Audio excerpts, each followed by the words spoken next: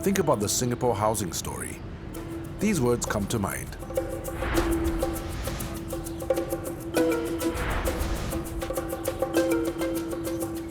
It is a model that has been lauded around the world.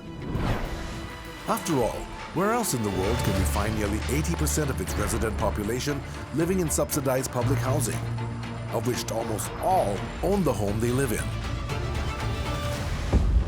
But in recent years, the affordability of Singapore's flats has been called into question. If HDB flats are truly affordable and accessible, Singaporeans will know it. When we sell land, we do so at fair market value. There's a deep interest in the affordability of land prices for BTO flats. But we'll continue to enhance the accessibility and affordability of public housing. We are confident that HDB prices will remain affordable.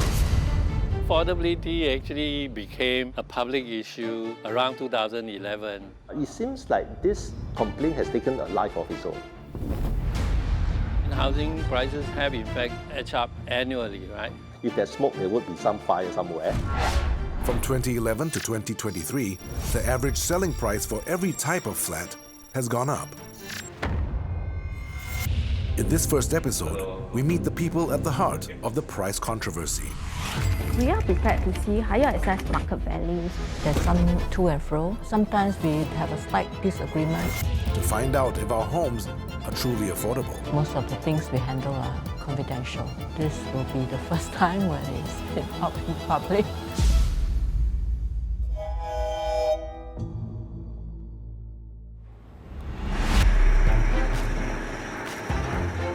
In Singapore, new public housing flats are commonly referred to as BTO, or built-to-order flats.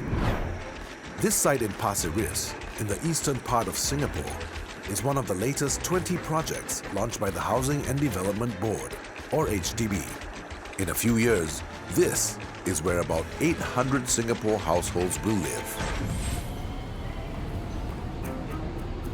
To properly find out if our homes are truly affordable, we first need to know how their price tags are decided. HDB, the Public Housing Authority, builds and sets prices for all new flats. So today we are here for a site visit of a new BTO project, Costa Riviera 1 and 2. So right now I'm in the middle of the site, and this site is actually very near to the Pasir Ris MRT station, as well as the surrounding amenities like the White Sands shopping mall. I'm currently doing the valuation of the BTO flats in Singapore.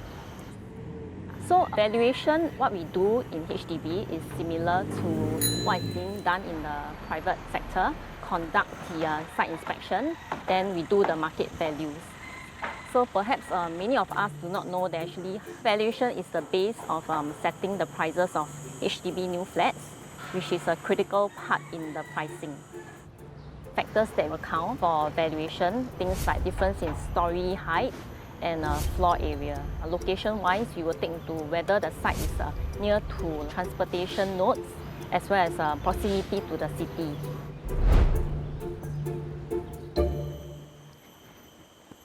Five minutes from the MRT station is actually a very short walk, and then also very near to the malls. I take some photos first? Yeah, take some photos.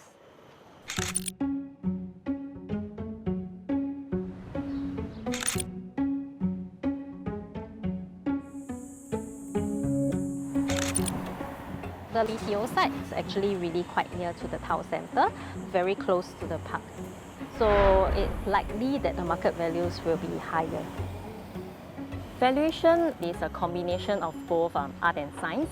So everybody has their own judgment of a value. So the challenge comes in is how do we actually substantiate our valuation.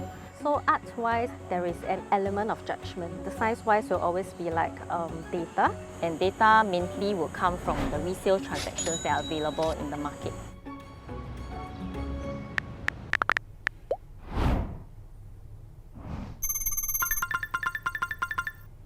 Okay, so this is Costa Ris. We have chosen it as the comparable site because the location is quite similar to our BTO site. Costa Riviera 1 and 2. Then we'll take a look at the key differences between these two sites and then come up with the market values. After we have worked out the valuations, we will actually send it to our pricing colleagues who will work on the prices of the new HDB flats.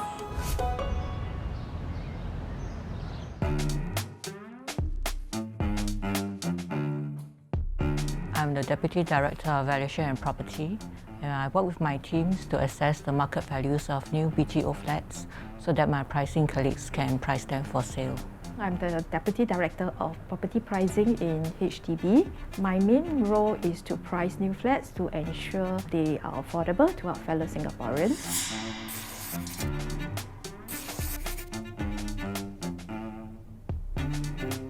There's some, to and fro. Sometimes we have a slight disagreement on the magnitude of the adjustments. We come to the meeting table with different perspectives. I'm trying to get the price as low as possible. Well, we have known each other for a long time, so we're used to each other's quirks. I suppose we do understand their objective, but ultimately the valuers still have to be able to justify our values while they take a look at the affordability part. We are prepared to see higher assessed market values in the rising market. When we do see it, it's like, oh gosh, let's see what we can do to price them more affordably. So just like the foundations of a house, the pricing of a flat begins with valuation. That's the estimation of how much this new flat is worth. It's based on several factors, including resale flat prices. But valuation doesn't determine the final price you pay for your BTO flat. This is the average selling price of new public housing flats in what was previously known as non-mature estates or less developed areas. From 2011 to 2023, you can see the average selling price for every type of flat has gone up. In fact, 5-room flat prices have risen by over 46%. The HDB doesn't disclose data on mature estates. These are typically more popular areas with more amenities. But in August 2022, a project in one such neighborhood, Ang Mo Kio, saw 5-room flat prices almost hit $900,000. That's a number traditionally associated with private condominiums, not public housing. You don't currently own a flat means I'm missing out. I'm going to be priced out of the market and therefore not going to be able to afford a home in which I can live. When we think about the nature of public housing in Singapore, this is something that anchors, binds us together. Right? This is a collective investment. The government has built it and we collectively own it as a society. At the end of the day, this is a public good. But because of that, when we see certain properties go off at a high price, I worry about my missing out. So that I think is fundamentally a reason why today we have this as an issue. This is understandably worrying. But to properly assess these prices, we have to go back to the origins of our unique housing system.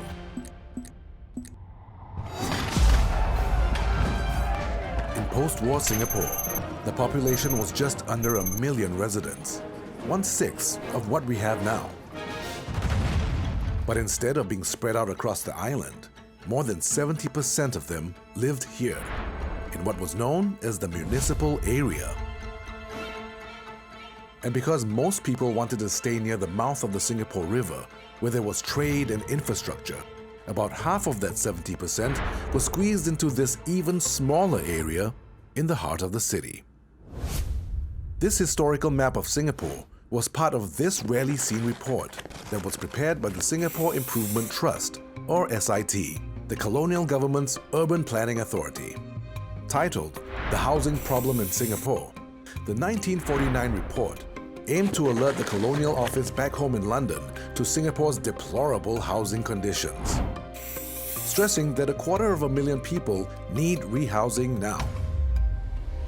This was despite the fact that the SIT started constructing homes soon after the war in 1947.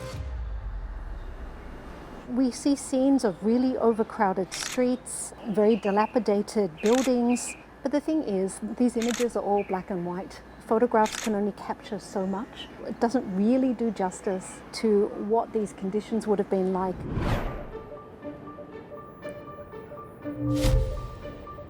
Oh yeah, these are familiar sites. Most of us will be living in this. So a place like this will probably house 5, 6, 7, 8 families. Those are corrugated zinc roof. It's all rusted. As you can see, some are leaking.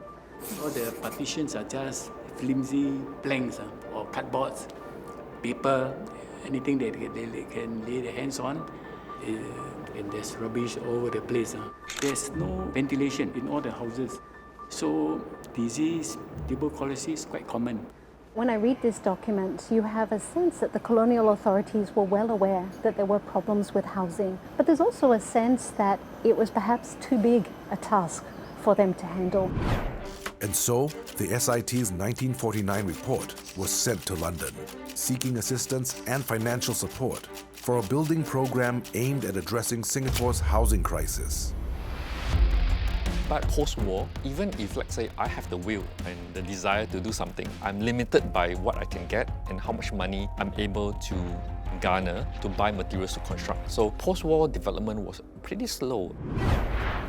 Remember that the SIT's report stressed that 250,000 people required rehousing urgently. Assuming a family of 5 stay in one housing unit, the SIT already needed to build 50,000 homes. At the same time, the population was also growing by roughly 50,000 annually, meaning that 10,000 more homes were needed each year. But between 1947 and 1959, the SIT only managed to build an average of 1,600 units per year. You can see that it barely made a dent.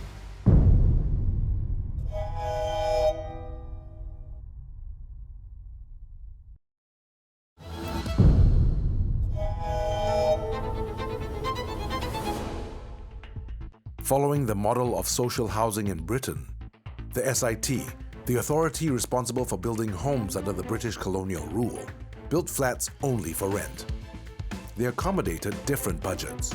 Rents ranged from 30 to 50 Singapore dollars a month. I remember very clearly $26, and it was considered very expensive because my mother just paid $3 a day. So after a while, some households will not use the electricity. They will use kerosene lamp, cheaper, to save on the electricity so that they can pay for the rental flats. And the quality of the flats was very mixed with, very basic, very Spartan. There were many priorities. The port was a priority economically because that was the real reason why the British were in Singapore in the first place, right? Housing was just one of the many things that they had to grapple with. But really key to this was that it was not a democratically elected government. Then in 1959, the political situation changed. After long negotiations with the British, Singapore achieved self-governance. The UK ceded power in all areas, except external defense and diplomatic relations. This meant that housing was now the responsibility of a new government, the People's Action Party. In the lead-up to winning the election campaign, they had made one bold promise to the people. The colonial government has failed miserably in housing the people, and the result is more and more slums. As a result, our future government will inherit a heavy burden from previous governments. But we are confident that we can produce more houses than the colonial government has produced at any period in the past. Isn't that audacious? I would be more conservative, but not them. Because the SIT was deemed to be inefficient. So the government essentially got rid of the SIT and set up HDB with local staff. So it was estimated that almost 500,000 people needed housing. And it was the PAP's job to deliver that. The PAP and HDB then proceeded to get financing to get the housing program going. To spearhead this massive endeavor, then Prime Minister Lee Kuan Yew handpicked a businessman named Lim Kim San. This was announced in February 1960. In the first 3 years leading the HDB, Lim Kim San set bold housing targets, streamlined operations, and built a skilled, dedicated team.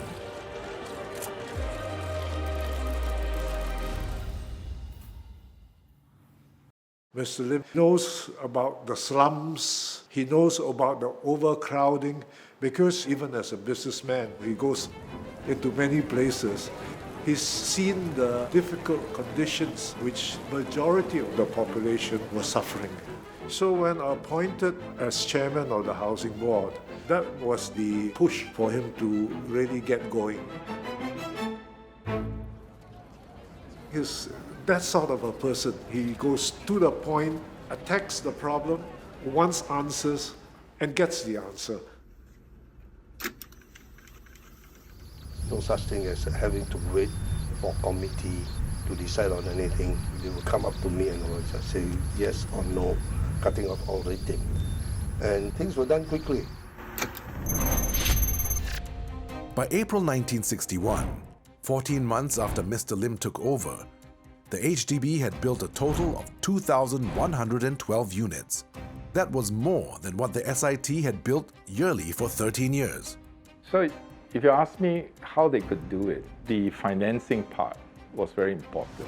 The PAP manifesto ran on public housing as a key agenda. This then meant for the finance minister, Goh Keng Swee, for the economist in him, a way of prioritizing the budget to pay attention to housing.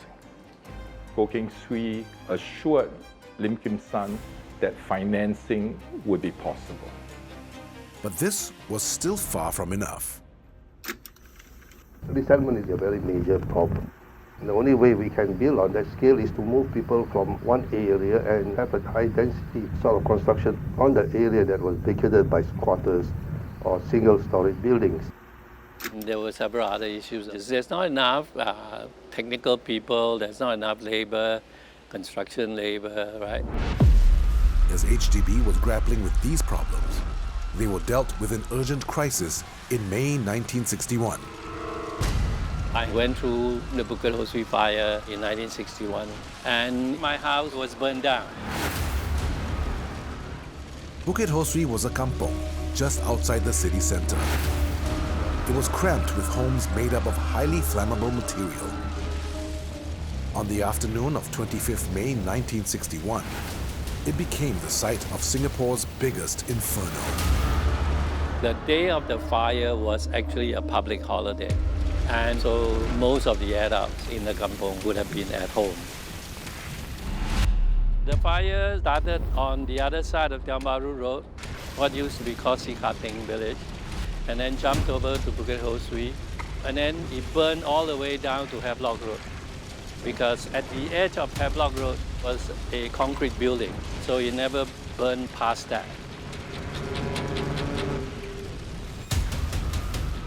We had 2 lorries parked in front of our house, so we basically throw whatever we can take onto the lorry and took whoever who wants to get on, just get on, and then we drove out. In just one afternoon, 16,000 people were left homeless. The very next day, Mr. Lim had visited the site as chairman of Housing Board with the Prime Minister. And then they had made plans to get the people who were affected relocated, given various temporary housing and so on. More than 40% of the victims were resettled in already completed HDB flats nearby, but there were still 10,000 waiting to be housed. Mr. Lee later promised that all the fire victims will be rehoused in flats on the site of the fire within a year. Bukit Ho Swee was really one of the really major early HDB projects. The HDB then began a massive rebuilding program at Bukit Ho Swee. And this, believe it or not, is the same scene 9 months later. Many of the fire victims had already moved back and were installed in their new home. Soon all Singapore's people will be housed in modern blocks like these, and the danger of such devastating fires will be gone forever. The SIT built 21,103 housing units in the 13-year post-war period from 1947 to 1959. Within its first 5 years, the HDB more than doubled the SIT's 13-year number, building a total of 54,430 units by 1965. But the key to achieving this figure at a reasonable cost was standardization. Lim Kim Sang was keeping it simple in the first building phase. They really adopted a cookie cutter model and basically built units and blocks exactly the same. His first few developments, they were all rental apartments. They were not as bad as slums, but they were generally filthy because they wouldn't care less, because it's everybody's property. So he told me, look, I've suggested developing the apartments for sale instead of rental, to change the whole thing and to make Singaporeans house proud. In 1964, the government launched the Home Ownership for the People scheme, initially aimed at lower to middle-income Singaporeans. Mr. Lim knew at that time that if you want to sell, it must be affordable. So he decided the buying of an apartment is more or less equivalent to a good family car, say a Mercedes-Benz. Two-room units were priced at $4,900, requiring a deposit of just $900. Simple balloting ceremonies like these started in 1964, when the HDB first started selling flats to Singaporeans. You could select which estate you wanted on a first-come, first-served basis. But the eventual unit you got, that's, well, luck of the draw. So buyers would gather at the balloting ceremony. The grassroots representatives will draw and match the two papers that will complete the flat allocation for that particular applicant. That's my flat lah. Exactly. Okay, I cannot pick. Sorry lah. Not in those days.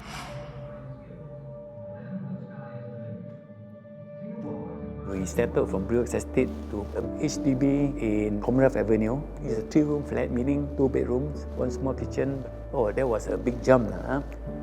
It was near paradise. People don't understand.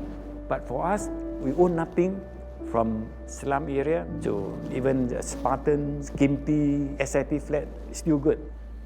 Commonwealth Avenue, bonus, big day. It was paradise. From the start, I wanted to build a home-owning society. My intention was that everybody should be a homeowner and have a stake in Singapore, and as it develops, they will have something to protect, and they'll have an asset which will grow as Singapore grows, and it will be a nest egg for their retirement. As the HDB continued to increase its stock by more than 18,000 units a year on average, Singapore's population also continued to grow, from 1.6 million in 1959 to 2.3 million by the mid-1970s. To build enough homes to accommodate this growth, Singapore turned to the sea. And the first flats built on reclaimed land is where Singapore's top leader grew up.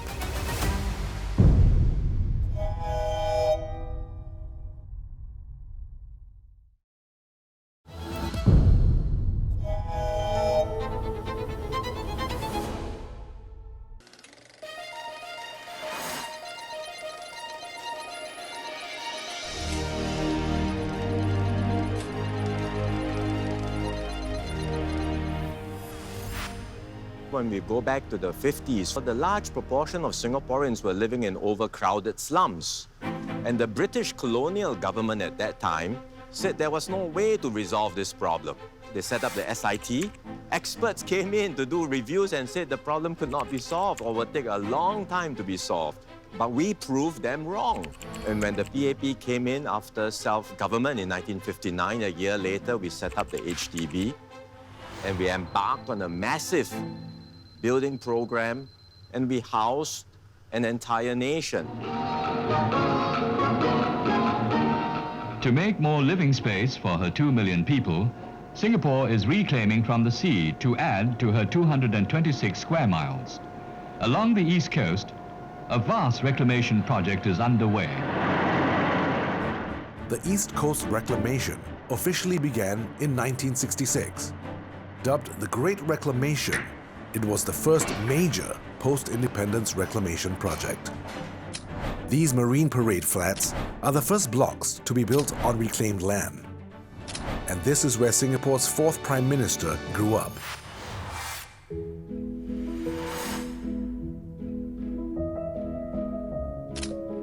Marine Parade was built on reclaimed land. In fact, people were reluctant to buy it, as I recall from recollections from my parents, because they were worried that the land would sink.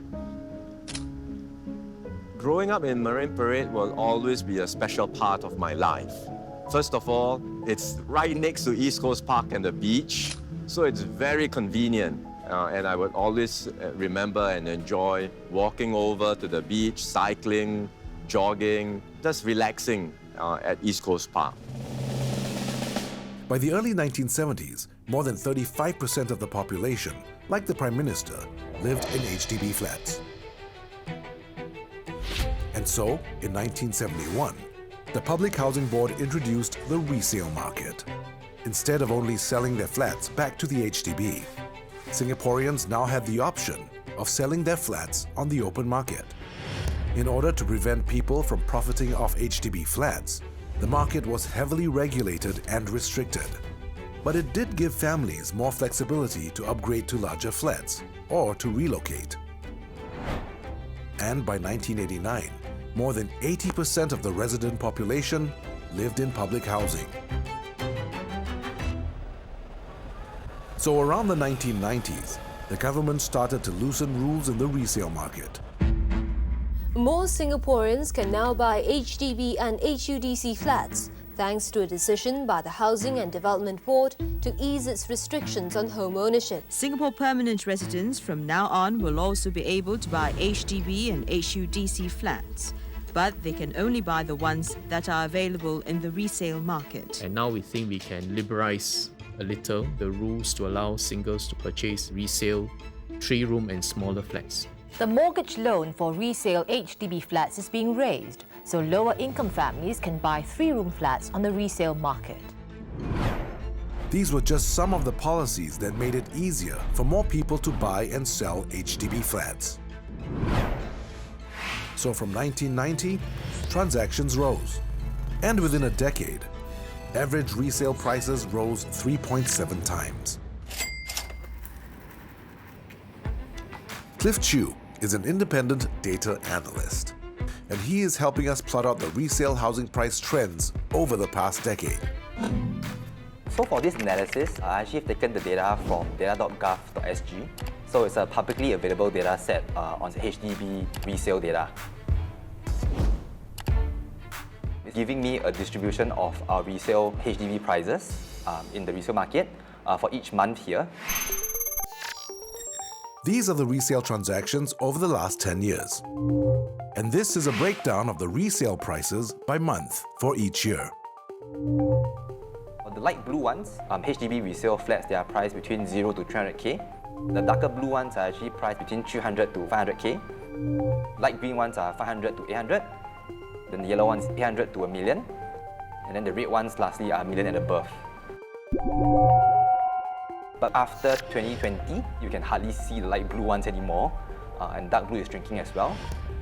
I mean, looking at the past few months, the green, yellow, and red portion, those add up to be about 70%. 70% or more of our HDB resale flats are actually $500,000 and above. The number of million-dollar transactions has also grown, from 12 in 2015 to 1,035 in 2024. even though the $1 million flats are actually a very small percentage of the resale flat. That adds to the perception of affordability or unaffordability. In the resale market, it is very much dependent on who wants to sell, at what price, and if there are buyers willing to pay that price at which there is a willing buyer, willing seller. So the resale market is less controllable by the HDB. While the Public Housing Board has little control over resale prices, they acknowledge on their website that resale prices do affect the market value of BTO flats, which in turn could affect the price. I remember about 15 years ago, the problem seems to have existed. The housing policy back then was to peg the BTO flat prices to that of resale flat prices. So if resale flat prices rise, so will the price of BTO flat prices. But the government has since tried to decouple these two types of prices, but in a way, they cannot fully decouple it because the price of a flat, be it a BTO flat or a resale flat, also reflects the value of that location. So, in a way, the prices of HDB resale flats and BTO flats will move in tandem. So let's bring back the graph you saw earlier. These are the average prices for BTO flats since 2011. And this is how average resale flat prices across all flat types have gone up over the same time period. So a 3-room BTO flat in Marine Parade, where Singapore's Prime Minister grew up, costs about 37,000 Singapore dollars in today's money. A similar flat in the first blocks to be built in East Coast since Marine Parade now cost at least 369,000 Singapore dollars.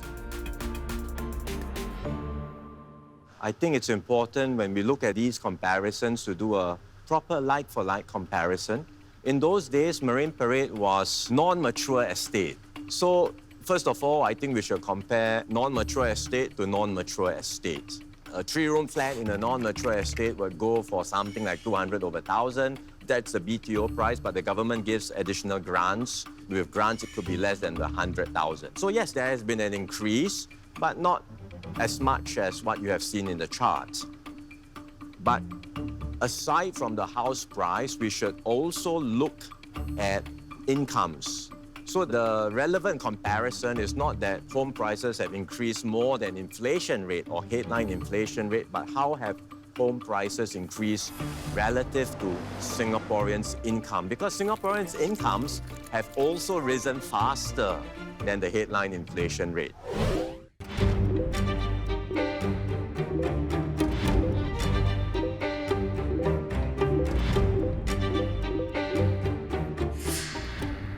Housing prices are going up, then how can they be affordable? The answer to that must be found in the idea that affordability is not just the price, but the ability to pay.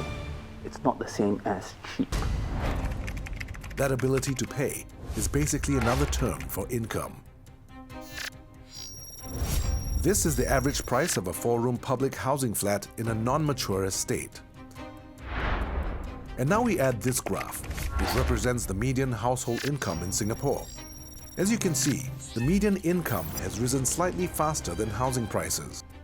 We can argue that actually the household income is still growing at a faster rate compared to the price of BTO flats. So BTO flats, arguably, is still affordable over the past 2 decades.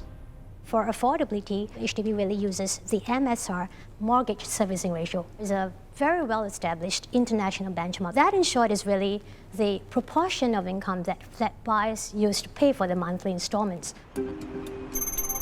Globally, it's about 30 to 35%. It is reasonable for a buyer to spend about 1/3 or so of the income on a property purchase.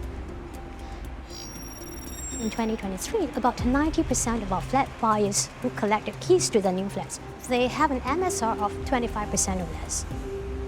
The vast majority of Singaporeans who are first-timers buying BTO flats are able to do so and service their HDB loans with little or zero cash outlays. Most of it comes through their CPF. CPF, the Central Provident Fund, is firstly and foremost a retirement planning mechanism and a source of housing finance that many other countries around the world do not have. The government has encouraged everyone to invest, to put their retirement savings into the flat, right? For many people in their retirement years, they need to realize capital by selling the flat.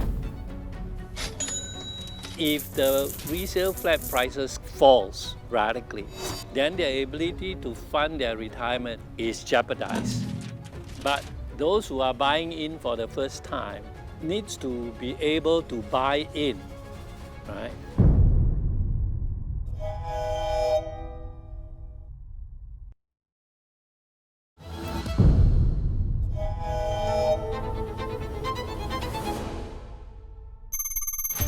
So, while BTO values are linked to resale flat prices, buyers will never pay that full market value because of what is called a market discount or government subsidy. The resale prices will affect the assessed market value of the BTO projects. But for new flats prices, our focus is actually on the affordability outcome. So that's where we assess on the appropriate market discount to be applied for each project. And this discount can range from as little as 20% to as much as even 35%. The full market value of a HDB flat is represented by the resale flat prices, but they are not paying that full open market price. So while values and prices may soar, market discounts provide a buffer, and then incomes are taken into consideration.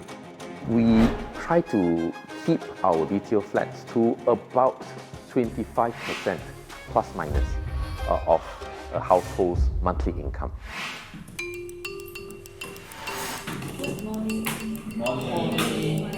Today, the pricing and valuation teams from the HDB are meeting to determine the price tags of the 15 BTO projects for the October 2024 launch.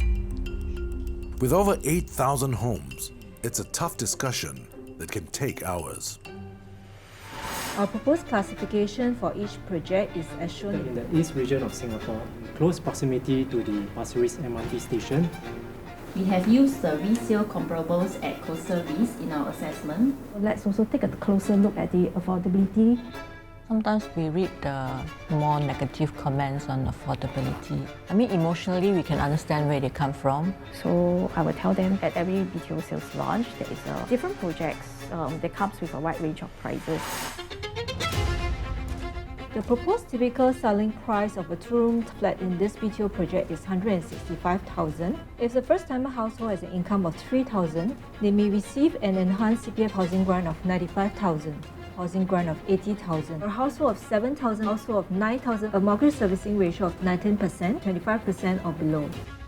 Most of the things we handle are confidential. This will be the first time when it's out in public. Hopefully it will be helpful for people to understand that actually we do have a lot of considerations. When I first joined HDB, as a very young officer just starting out, I asked myself too, why can't you just price flats whatever you want and then you will solve the whole issue of affordability? Because if people think flat prices are not low enough, then just price it low because as a government you can have control over it. But along the way, as I began to understand, naturally a flat buyer will want to pay for as low a price as possible. But he will naturally hope that the flat can fetch a high price when we sell it years later.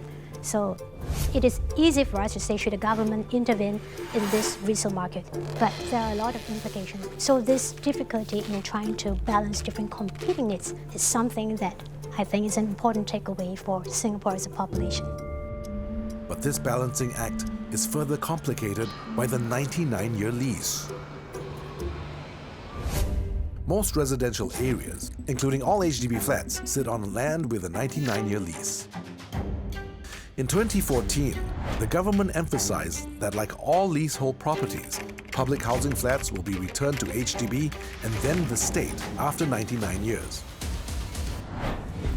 Before he became the Prime Minister, Mr. Lawrence Wong spent 5 years helming the National Development Ministry. This is the ministry that oversees public housing in Singapore. In his tenure, he had to handle public backlash on the issue of the 99-year lease.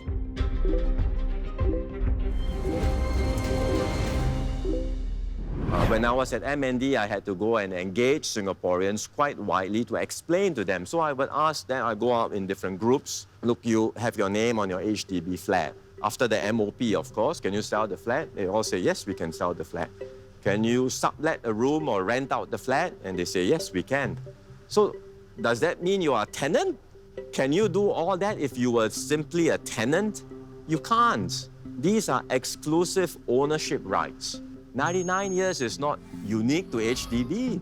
The government has been selling land for a long time on a 99-year basis. There are many 99-year condominiums out there, and no one in these private condominiums will say that my 99 years is freehold, and neither will they say ownership of a private condo with 99 years means that I'm a tenant and not an owner. They don't say that. Ultimately, having a leasehold structure allows a city like Singapore to constantly rejuvenate. So after a century, we are able to rejuvenate public housing, ensure that it remains accessible and inclusive. Otherwise, if you have HDB flats, especially in very good locations, being owned in perpetuity, it could result in the perpetuation of inequalities.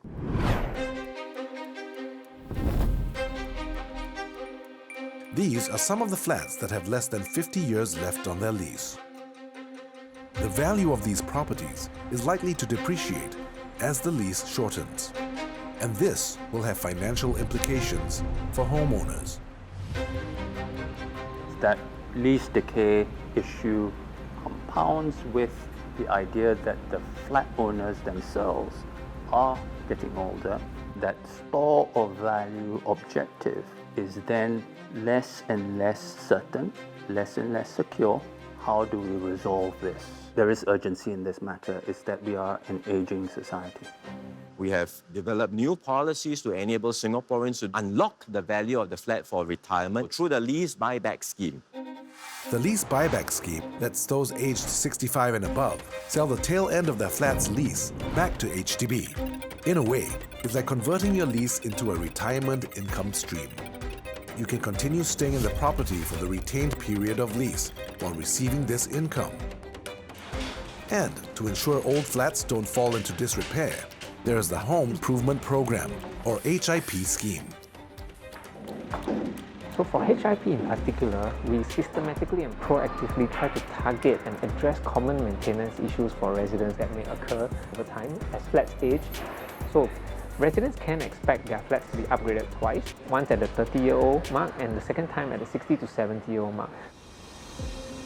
As of April 2024, the government has spent 4 billion Singapore dollars on HIP.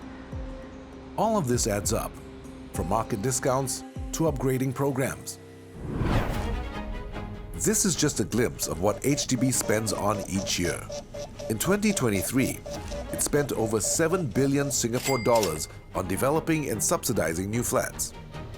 This includes paying for the land your flat sits on and more than 1 billion Singapore dollars on grants for both BTO and resale flat buyers. These growing expenses are why HDB's annual deficit has soared over the years, rising from 4.4 billion Singapore dollars in 2021 to 6.8 billion Singapore dollars in 2023. We have stepped up our public housing building program, building many more flats. We are building in more choice locations. And we have been giving more grants, giving more subsidies. Government agencies' deficits need to be covered by a government grant. That government grant is funded by taxpayer dollars. If more is needed to pay for public housing to cover those deficits, then there may be less for healthcare, for education, for all of the other public services that we expect. So there's that trade-off. Having to balance off our needs to ensure affordable public housing with our other public services and our needs for goods and services. We have planned for this in our fiscal projections because we know this is coming, and we will continue to support this because it's our commitment to keep HDB flats affordable for Singaporeans. But even if public housing flats are arguably affordable, what if the real problem is actually securing one? It's awful. The minute we issue the ballot results, right, they will be bombarded with a lot of letters saying, why am I unsuccessful and all that.